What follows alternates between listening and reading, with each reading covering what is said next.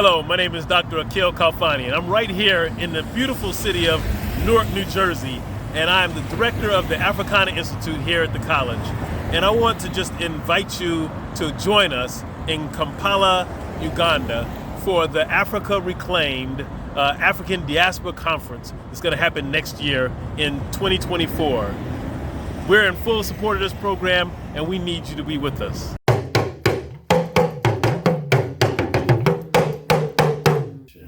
And for those who died in the process, those who we know and those who we know not, the Amiri Barakas, the Toussaint Louvertures, the Nanny of Jamaica, Yaya Santiwa, all of the great women and men and even children who fought for us to be transformative in our space. So those whose names we know and those names we do not, we say Ashe. Ashe. A few months or days I will be 90. Can you imagine? And have literally spent in my life Africa. Was it before you were born? Yes. This is my relative. This is my extended family. Okay. And so over the last, if I went to Africa in 62, how many years are we talking?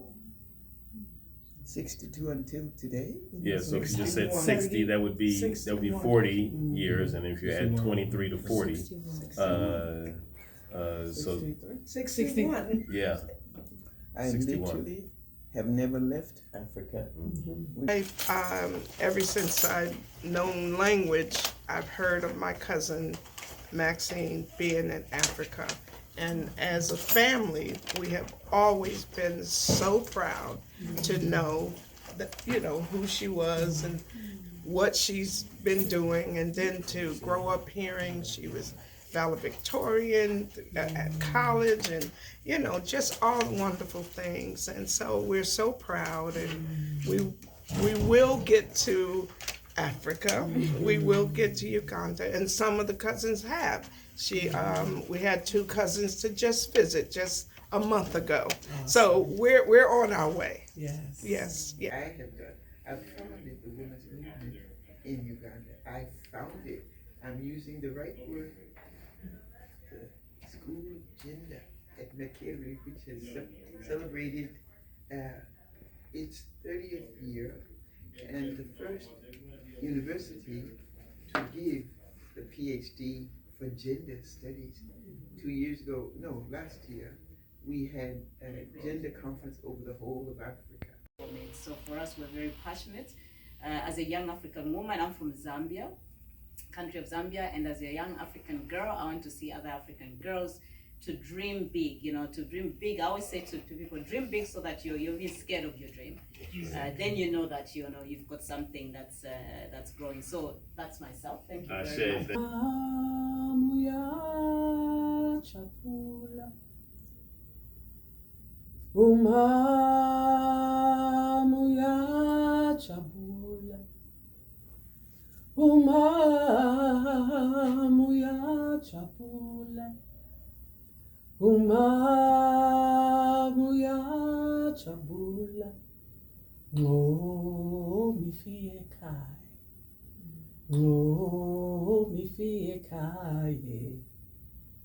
The song means Mama will be happy when I come home.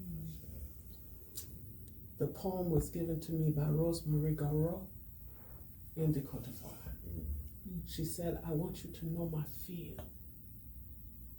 I want you to know when you left me here in Africa, when one day after the sun set, in the middle of a satisfaction, joyous, after good harvest, they came and took you away from me. That very day, they took my love away from me. They took my soul away from me, broke my heart, confused my spirit. And I want you to know how I cry. I cry all my tears to blood. how I use all my strength to death, how I implore all my spiritual power. But that day, the gods were not with me. Today, I turn to God and I ask to bring you back. I don't yet know when or how, but all I know is the Spirit.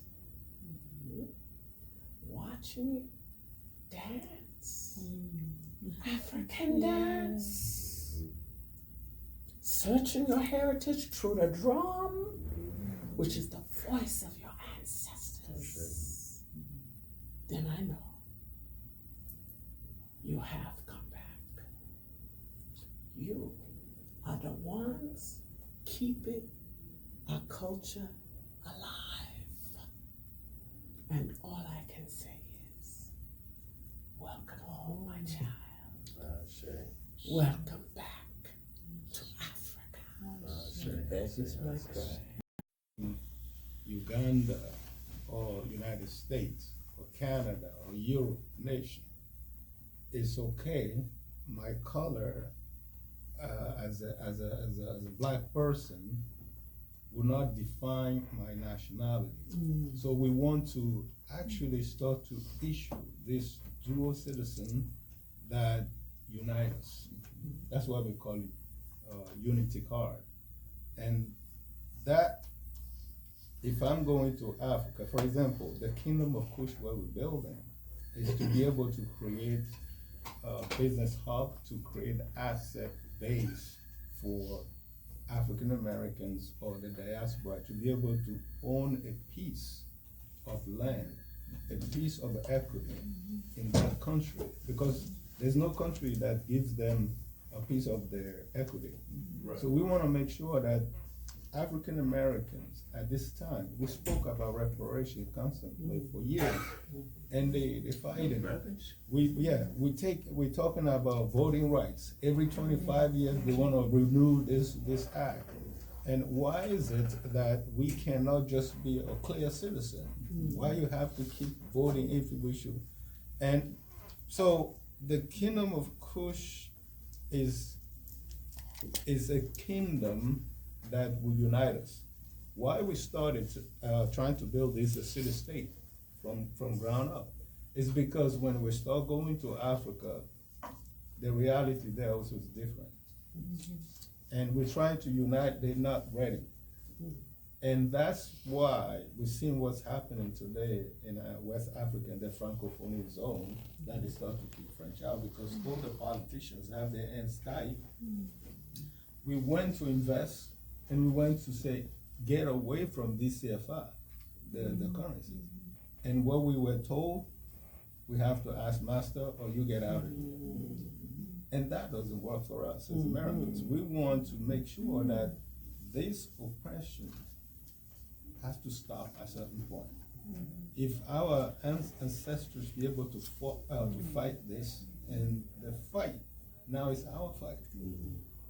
We are in a position to create money now.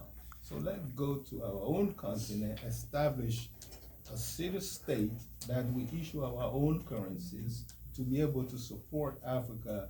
Because if Africa is not good, we're still gonna be in a bad shape here. The roots of our problems is in Africa.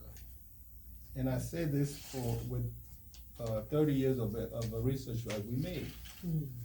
Jewish people, they used to have a different organization, different diasporas, and they go individually, as a professor would say. Nothing was happening for them till they decided to create their own states. And today you can't speak any ill about Jewish people, you finish. The Arabs, for those of us who parents or be in the military, they used to call Arabs the sand niggers. Right? The military, American military jargon was sand niggers because we are concrete niggers, yeah. So today when they build their country, my family members are willing to go to Dubai in a second. Why you say let's go to Africa? I'm thinking about it, you know. But you say let's go to Dubai. Yeah. When are we going? So they get excited because it's built. So we say if we build Africa, because when we getting killed here, there's no African state that stand up and say, next time you kill my people in America, there's no Deal with uranium it. for you. Next time you kill my people in Africa, there's no diamonds for you. And we start to utilize what we have as a natural resource, our natural resource as a leverage. Then they will start listening to us. Hi everybody, my name is Michelle Chivunga, I'm the CEO of Global Policy House, and I'm also with the Kingdom of Kush. It's fantastic to be here at the Institute. We just had a phenomenal session with the students here. We're talking about the importance of African heritage and understanding where you're coming from in Africa. Love the passion from the students. I mean, the students lit up and taught us quite a lot, actually, coming in and listening to them directly telling us about their experiences and what they're anticipating and their knowledge around Africa and how we're developing new exchange programs. We're excited to work with you and we're going to develop new programs, which is really exciting. So it's been a phenomenal time here this afternoon. Thank you so much for having us.